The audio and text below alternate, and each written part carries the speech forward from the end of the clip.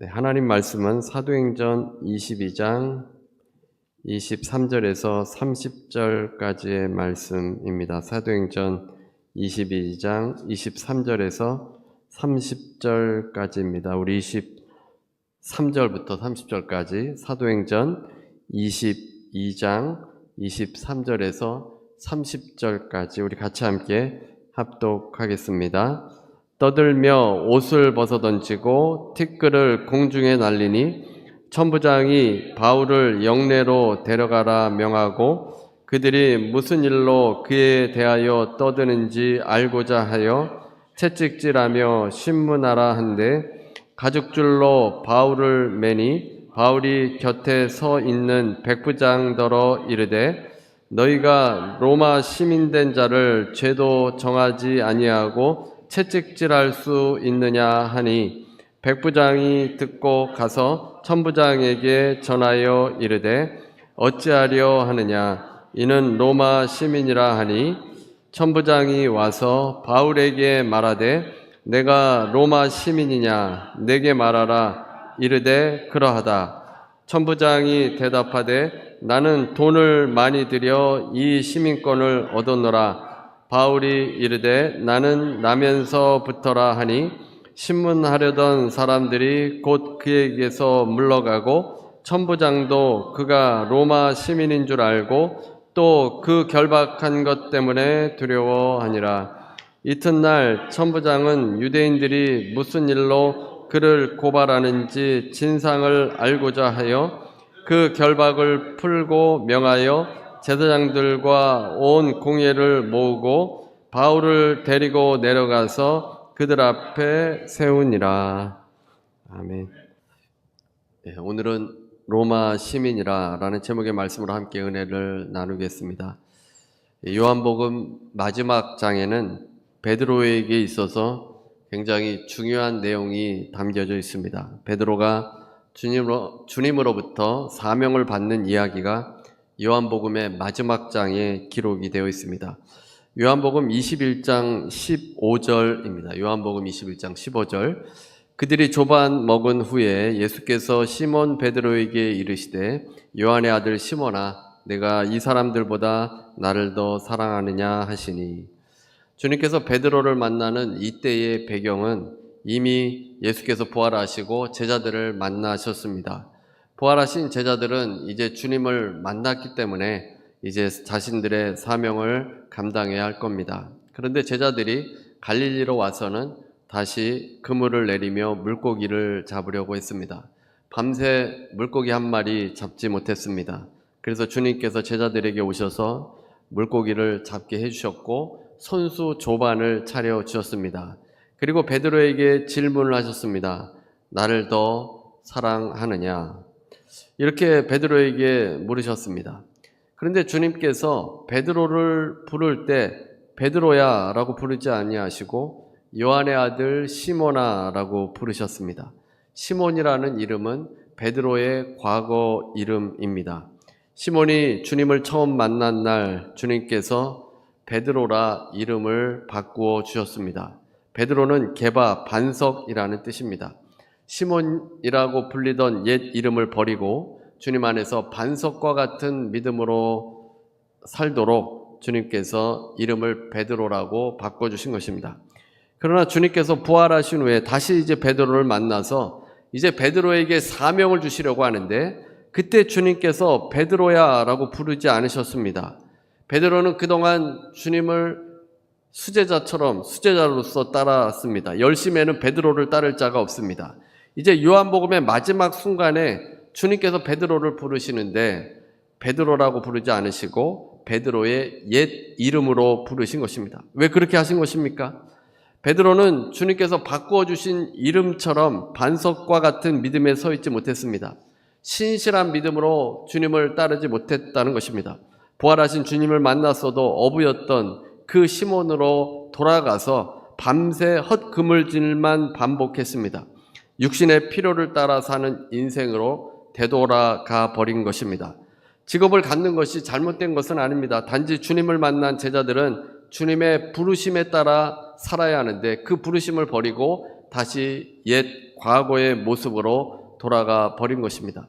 주님 안에서 새로운 인생을 살고 있는지 주님께서 그것을 확인하시려고 베드로라는 이름 대신에 옛 이름을 부르신 것입니다. 그물질을 하면서 과거의 삶을 더 사랑하는지 아니면 예수님을 더 사랑하는지를 묻고 있습니다. 여러분은 과거의 삶을 더 사랑하십니까? 아니면 예수님을 더 사랑하십니까? 예수님을 사랑할 때 여러분의 인생의 의미를 찾게 됩니다. 우리 인생의 모든 의미들이 예수님을 믿을 때 살아나게 됩니다. 여러분의 재능과 물질과 특권과 인생의 모든 경험들이 예수님 안에서 의미를 갖게 된다는 말입니다. 과거의 삶으로 돌아간다면 다시 의미 없는 삶이 되어질 것입니다. 주님께서 베드로에게 사명을 주시기 위해서 중요한 질문을 던지셨는데 예수님을 사랑하는가? 이 질문이었습니다. 무엇을 사랑하느냐에 따라서 우리의 인생의 방향이 달라지기 때문입니다. 주님을 사랑하는 삶으로 돌아서면 인생은 그 길로 나아가게 될 것입니다. 이 땅에 살다가 보면 베드로와 같이 우리가 신앙생활하다가 주님을 사랑하기보다는 옛 생활로 돌아가기가 쉽습니다.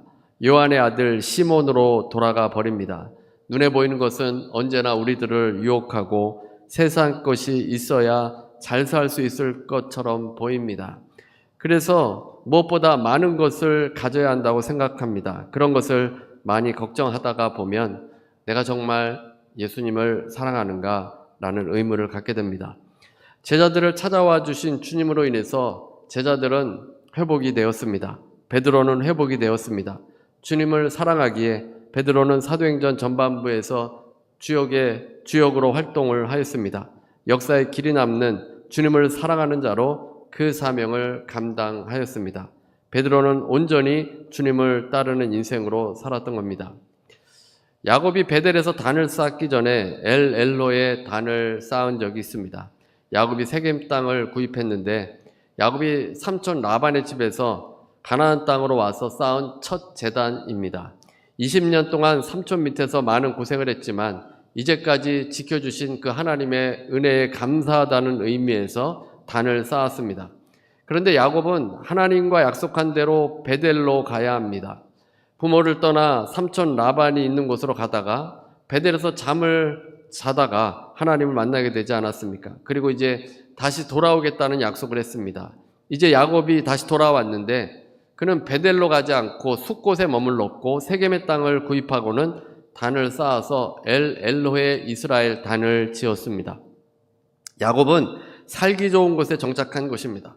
숫곳은 사람들이 많이 모이는 곳이었습니다. 사명을 따라서 가지 않고 그냥 주저앉아 버리고 만 것입니다. 그래서 엘로의 이스라엘의 제단은 타협의 제단입니다. 온전한 제단은 나중에 올라가게 되는 베델에서의 제단입니다. 온전한 제단을 쌓지 않는 야곱에게 슬픈 일이 생기게 되어집니다. 우리 모두는 목적이 있는 삶입니다. 예수님을 믿는다면 그 이후부터의 삶은 예수님을 주인으로 섬기며 주님을 사랑하며 살아갑니다. 요즘은 교인들의 수준이 많이 떨어졌고 엘호의 이스라엘 단과 같은 그렇게 교회 다니는 분들이 있습니다. 마음은 세상에 가 있고 주님 중심으로 살지 못합니다. 전적으로 온전히 주님께 헌신하는 사람들이 줄어들어서 지금 이 시대를 사사시대와 같다고 하고 있습니다. 예전에 자신의 삶으로 돌아가 버립니다. 세상과 타협하는 신앙생활을 합니다.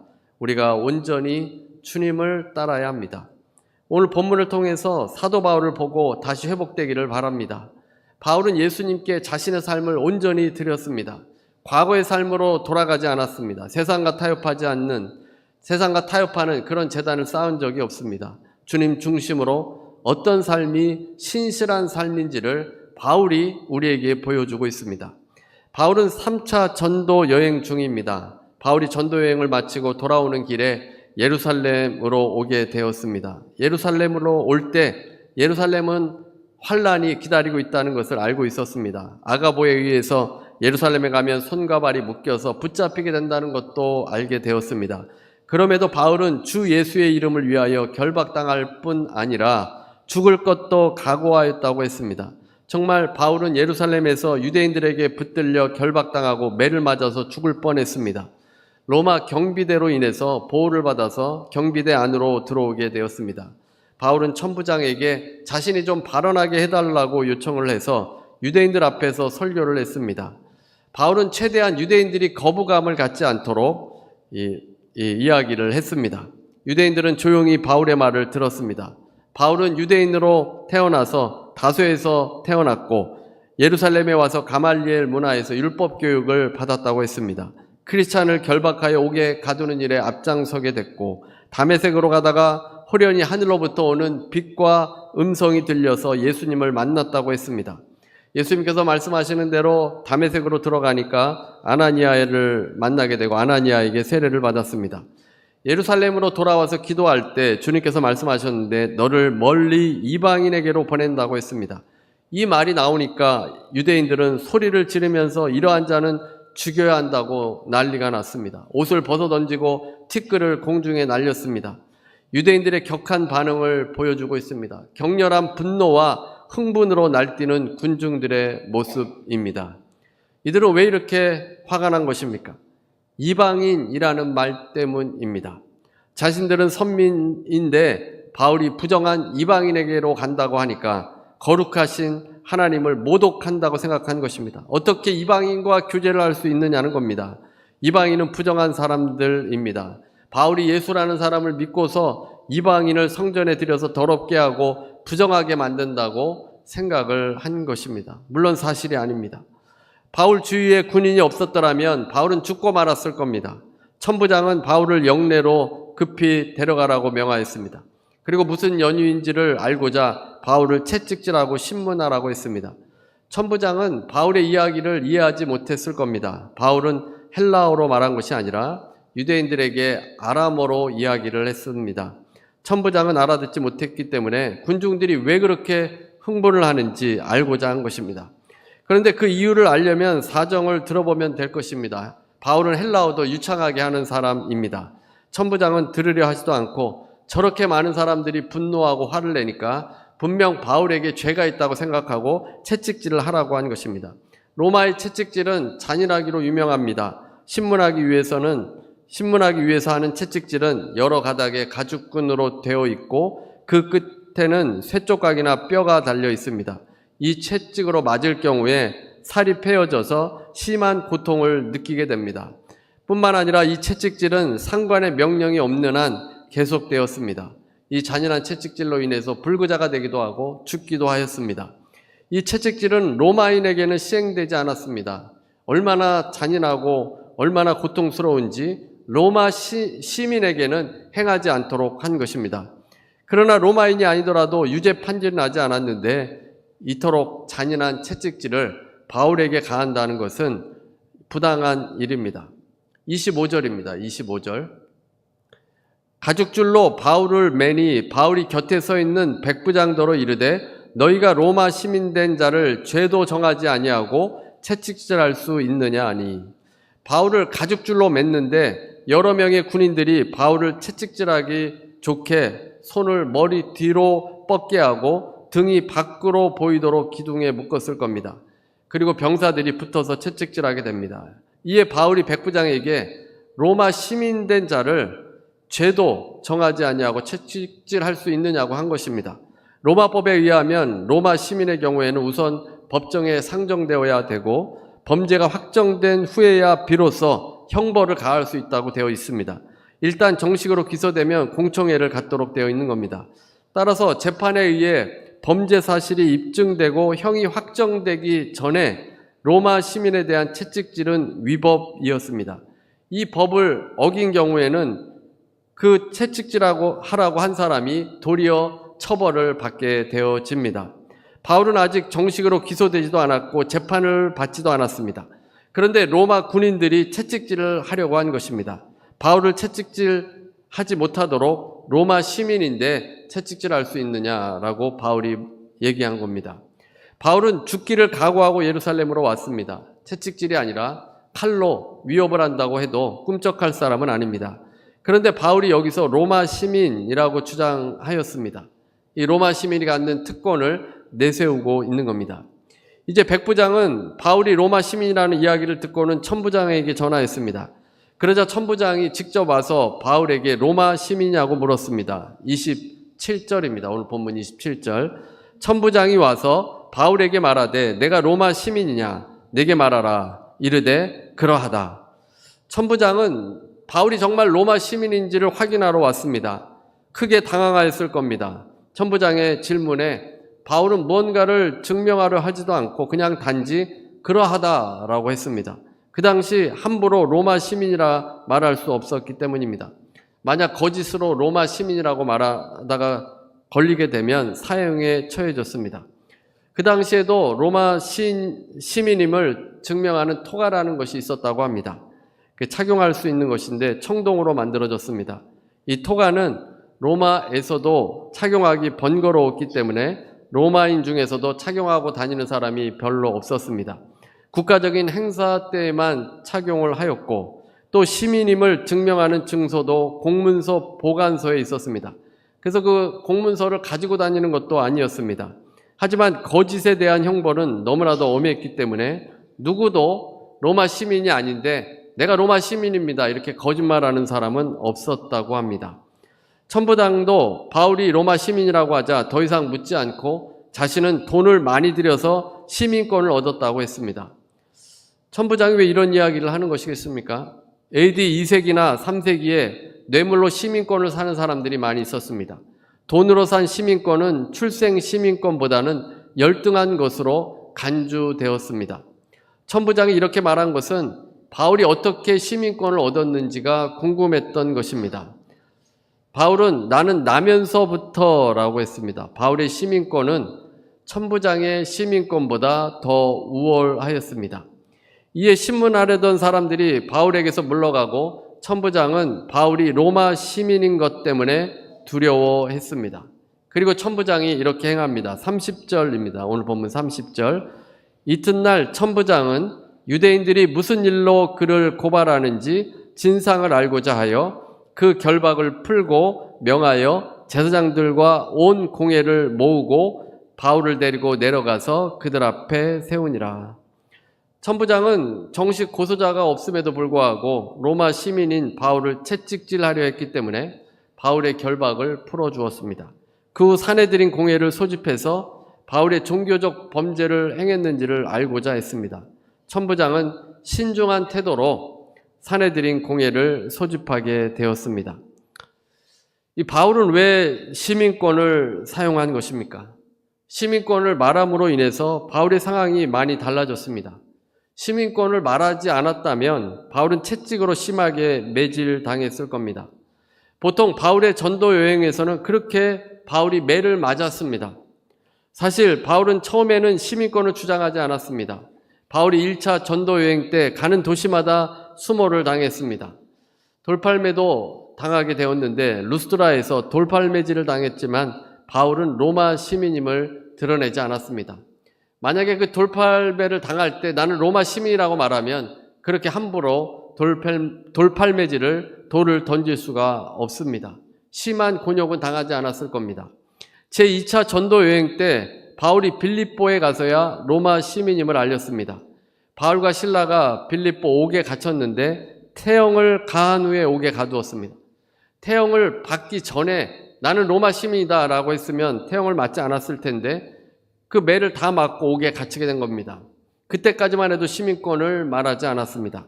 그날 밤에 주님의 역사하심으로 그 감옥의 간수와 가족들이 예수님을 믿는 구원의 역사가 일어났습니다. 그 다음 날이 되자 바울과 실라를 풀어주었습니다. 그때 바울이 자신이 로마 시민임을 밝히면서 관리가 와서 정중히 데리고 나가라고 했습니다. 빌립보의 관리는 이 말을 듣고는 놀라서 황급히 바울과 실라를 찾았습니다. 왜냐하면 재판 과정을 다 거치지도 않았는데 때리고 옥에 가두었기 때문입니다. 빌립보 관리는 바울이 시민권자인지 몰랐던 것입니다. 그래서 예의를 갖추고 감옥에서 나가도록 했습니다. 바울이 이것을 문제 삼을 경우에 그 관리는 큰 공경에 빠질 수 있습니다. 바울은 로마 시민권을 사용하지 않았지만 빌립보 이후부터는 필요할 때 이 로마 시민권을 사용하게 됩니다. 바울은 그 전에 사용하지 않은 이유가 자신의 모든 것을 배설물로 여겼기 때문입니다. 예수 믿기 이전의 모든 것이 쓸모없다고 여겼던 겁니다. 빌립보서 3장 8절입니다. 내가 그를 위하여 모든 것을 잃어버리고 배설물로 여김은 그리스도를 얻고. 바울이 이전에는 몰랐는데 예수 그리스도를 만난 다음에, 예수님을 믿은 다음에는 내가 자랑으로 여겼고 내가 가치 있게 여겼던 모든 것이 다 배설물과 같다는 겁니다. 내가 소중히 여겼던 그 모든 것들이 다 쓸모없는 그런 것들이었다는 것입니다. 바울이 예수님 믿기 이전에 무엇을 갖고 있었습니까? 바울은 공부를 많이 한 사람입니다. 웅변학과 수사학, 또 율법에도 능한 사람이고 이런 많은 것을 갖고 있었고, 바울의 지위도 장래가 촉망받는 젊은이였습니다. 그대로 갔다면 유대교의 아주 높은 자리 하나쯤은 바울이 차지했을 겁니다. 그리고 바울의 시민권도 들어가지 않겠습니까? 이 로마 시민권이 얼마나 대단한 것입니까? 어디를 가든지 간에 이 로마법에 따라 대우를 받는 그런 시민권입니다. 그런데 예수님을 만나고 나서 이런 것을 다 배설물로 여겼다는 것입니다. 로마 시민권이 무슨 소용입니까? 이 땅에 잠시 동안은 유용하겠지만 천국 시민권은 영원합니다. 하나님의 나라에 들어가는 시민권이 중요하지 이 땅 잠시 잠깐 아닙니까? 그래서 이 땅의 모든 것을 다 배설물로 여기게 된 것입니다. 미국 시민권을 따지 않는 분들도 간혹 있습니다. 오래전에 미국에 오실 때 영주권을 따셔서 이제 큰 어려움 없이 사는데 뭐 굳이 시민권을 따야 되느냐 뭐 이렇게 말씀하십니다. 천국을 바라보며 사는 사람들에게 미국 시민권이 그렇게 의미가 없을 수도 있습니다. 불편하지 않으면 따지 않을 수도 있습니다. 그런데 바울이 이 로마 시민권을 주장한 이유가 무엇이겠습니까? 그냥 로마 시민권 주장하지 않고 매를 채찍을 맞을 수도 있었을 겁니다. 바울이 로마 시민권을 주장한 이유는 자신의 사명을 이루기 위해서입니다. 사명을 이루기 위해서 바울이 가진 그 로마 시민권을 이용하는 것입니다. 사용하는 것입니다. 만약 바울이 로마 시민권이 없었다면 바울은 사명을 이루기가 힘들었을 겁니다. 바울은 그 당시에는 연로한 나이였습니다. 그 연로한 나이에 채찍을 맞는다면 죽거나 심하게 알아누워서 사명을 감당할 수 없었을 겁니다. 기둥으로 묶어놓고는 이 군인들이 번갈아 가면서 이제 채찍질을 하게 되는데 상관이었던 천부장이 그만해라 할 때까지 계속 이 채찍질을 하는 겁니다.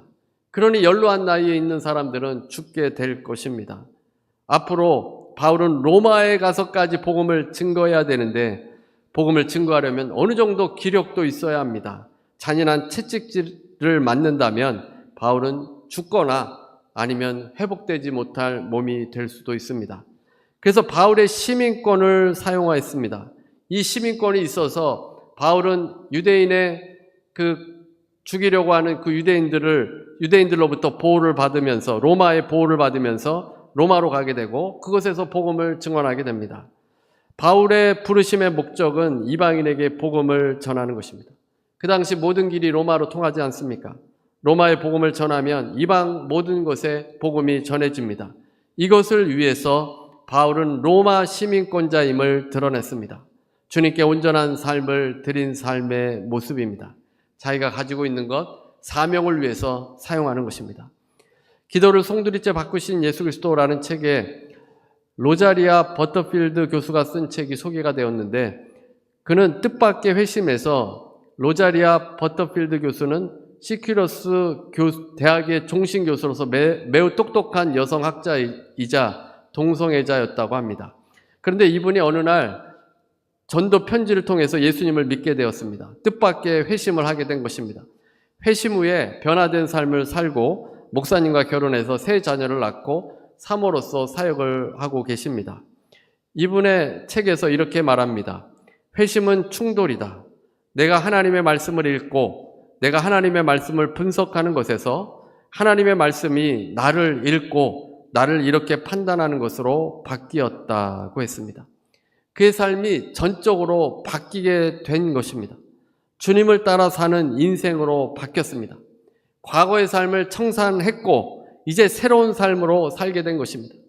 그가 한 말 중에 회심은 충돌이다라는 말이 인상적입니다. 예수님을 믿고 그의 세계관이 충돌을 일으킨 겁니다. 그러니까 예수님을 믿기 이전에 우리가 가치 있게 여기던 것들이 있지 않습니까? 여러 가지 있지 않습니까? 건강이나 재물이나 가족이나 어떤 그 가치 있게 여기는 그 세계관이 주님을 만나고 충돌이 일으켜져서 그 가치관을 버리게 되었다는 것입니다. 그래서 충돌이라는 단어를 사용했습니다.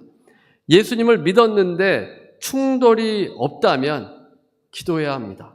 아직 예수님을 안 만난 겁니다. 내 세계관이 바뀌는 경험이 있어야 합니다. 예수님을 만나면서 내가 가치 있게 여겼던 것이 바뀌어져야만 예수님을 만났다라고 할 수 있습니다. 급하게 한 번에 일어나는 경우도 있고 또 점진적으로 이 변화가 일어날 수도 있습니다. 자신만 알던 야곱이 엘로에 이스라엘 제단을 쌓다가 그는 모든 세상의 것을 묻어버리고 베델로 올라가 베델의 제단을 쌓게 됩니다. 사기꾼이라는 이름의 야곱의 인생도 하나님을 위해 사는 인생으로 서서히 점진적으로 변화가 일어났습니다. 베델에서의 주님과의 만남, 야복강에서의 주님과의 이 충돌이 야곱의 삶을 바꿔버린 것입니다. 바울은 다메섹에서 충돌이 일어났습니다. 로마 시민권이 있는 바울은 다메섹으로 향하며 출세를 향해 나아갔습니다. 보장받아 의기양양했던 젊은이에서 주님을 만나서 자신이 가치 있게 여겼던 것을 다 배설물로 여기는 인생으로 살게 된 것입니다. 그에게 있는 것들을 쓸모없는 것으로 여겼습니다. 바울에게 로마 시민권은 배설물들 중에 하나일 뿐입니다. 그런데도 로마 시민권을 내세운 것은 자신의 부르심을 완수하기 위함입니다.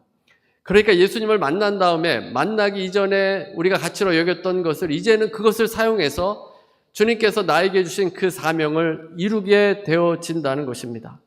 자신의 부르심을 위해서 내가 가지고 있는 것들이 새롭게 다시 사용이 되어지는 겁니다.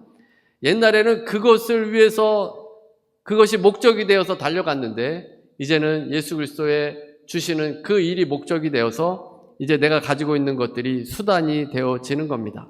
소중한 로마 시민권도 바울은 단지 이방인 전도를 위한 도구일 뿐이었습니다. 여러분의 삶에 충돌의 경험이 있습니까? 아니면 또 이 충돌이 계속 일어나고 있습니까? 내가 소중히 여기는 로마 시민권을 주님께서 여러분을 부르신 그 부르심에 사용하고 계십니까? 내가 이 땅의 것을 수단으로 여긴다면 충돌이 일어난 사람입니다. 주님을 만났기 때문에 내가 수단으로 여기지 않겠습니까? 예전에는 목적이 되었던 것이지만 이제 주님이 목적이니까 그런 것들은 다 수단일 뿐입니다. 하지만 아직도 그것이 목적이라면 과거로 돌아가는 삶입니다. 충돌이 아직 일어나지 않은 것입니다. 우리는 무엇보다 주님을 만나야 합니다. 주님과의 충돌이 일어나야 내 안에 소중하게 여기고 있던 그런 것들이 배설물로 여겨지게 되고 주님을 따라 주님을 증언하는 사람으로 나아갑니다. 오늘 이 사도 바울과 같이 여러분이 주님께서 주신 사명 감당해 나아가시는 여러분 모두가 되시기를 주님의 이름으로 축원합니다. 우리 찬송가 502장 찬송 부르시고 기도하는 시간 갖도록 하겠습니다. 은혜로우신 하나님 감사합니다. 하나님, 우리가 바울의 그 삶을 통하여서 그가 자신의 아버지 받은 그 소명을 따라 주님의 사명을 이루기 위해서 그의 시민권을 사용했던 것처럼 아버지 우리가 주님을 만나 가치관이 변화된 인생으로 살게 해 주옵시고 우리가 가진 것 하나님께서 우리에게 주신 그 사명 이루는데 아버지 온전히 사용하며 나아갈 수 있게 하여 주옵소서. 아버지 시몬과 같은 그런 옛 모습으로 돌아가지 않게 하시고 이 세상에 눈에 보이는 것에 우리의 마음을 빼앗기지 않게 하여 주옵시고 아버지 베드로와 같이 반석에 선 믿음으로 나아갈 수 있도록 인도하여 주셔서 주님과의 그 충돌이 일어나게 하셔서 아버지 우리가 깨어지고 부서지고 낮아지게 해주시고 아버지 내가 소중하게 여기던 것이 깨어져서 주님 기뻐하시는 삶 온전한 베델의 제단을 쌓는 주님의 자녀들 될 수 있도록 인도하여 주시옵소서. 아버지 지체들을 위해서 기도합니다. 병으로 하나님 고통당하는 지체도 있고 아버지 문제로 아파하며 아버지 괴로워하는 지체들도 있습니다. 주님께서 붙들어 주시고 이끌어 주시고 회복시켜 주실 줄로 믿습니다. 제자들을 찾아가서 회복시켜 주신 주님께서 이 시간에도 임하여 주시고 회복의 역사가 일어나게 주옵소서. 예수 이름으로 명하노니 모든 병만은 떠나갈지어다. 예수 이름으로 명하노니 통증은 떠나갈지어다. 연약한 부분은 예수 이름으로 명하노니 떠나갈지어다. 아버지 육신이 강건하게 해 주시옵시고 주님 바라보게 해 주옵소서. 아버지 문제도 다 주님 앞에 내려놓습니다. 주님께서 아름다운 때에 해결받을 줄로 믿사오니 하나님께서 이끌어 주시고 인도하여 주옵소서. 지금은 우리 주 예수 그리스도의 무한하신 은혜와 아버지 하나님의 극진하신 사랑과 보혜사 성령님의 교통하시고 내주하시고 충만케 하심이 오늘 함께 예배드리는 모든 성도들 위해 개인 가정 일터 위에 주님의 부르심을 따라 주님의 주신 사명을 따라 나아가는 모든 주의 백성들 위해 지금부터 영원토록 함께 있을지어다.